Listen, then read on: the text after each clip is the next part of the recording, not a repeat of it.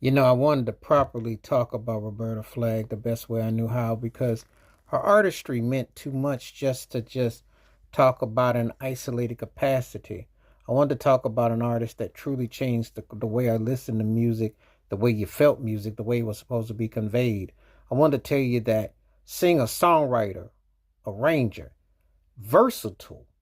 Think about it for a moment. I call her the queen of neo soul because it wouldn't sound out of place if you go from what Lauryn Hill was doing, what Jill Scott was doing, what Erica Badu was doing, that it wouldn't connect the dots. And when you think about it as a stylist, and you think about you go from a Nina Simone to Aretha Franklin with Dionne Warwick before that and Donna Washington, you could definitely find Roberta Flack. You could definitely find the totality and the nuances and the talents and the depths and the magnitude. But what made Roberta Flack stand out so much? What was it?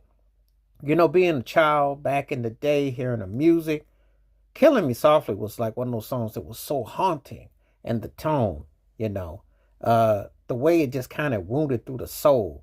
That's when artistry meant something. That's when you could feel in its totality and its richness and its engagement. And I thought, wow, that's how you're supposed to feel emotion.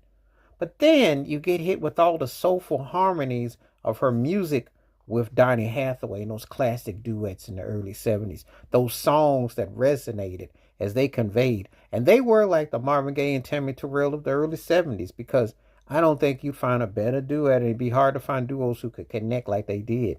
And syncopation, which was everything with those songs, working with a great producer like James Ntume, or doing a Stevie Wonder song like You Are My Heaven, which is one of the most beautiful songs that you can sing to a soul. You know you had to be bad and dynamic, and what a soul to convey it. But in between time, drop a song like Feels Like Making Love, which just is so soothing, which, if you think about it, would not sound out of place on a Sade album. Not at all. Because when you hear the great Bob James do a cover of it, you understand that cafe vibe and that feel. Oh, from R&B, pop, adult contemporary, blues, and gospel in between, and hip hop later on sampling her. Oh, and you can definitely see the homage when you see what Alicia Keys was doing years later. You can definitely feel Roberta Flack floating and touching so many lives. Then we get to artistry of her duets with the greatness of Peabo Bryson and with the greatness of the late, great Michael Henderson. Love those duets. There's some of those songs that just melt in you.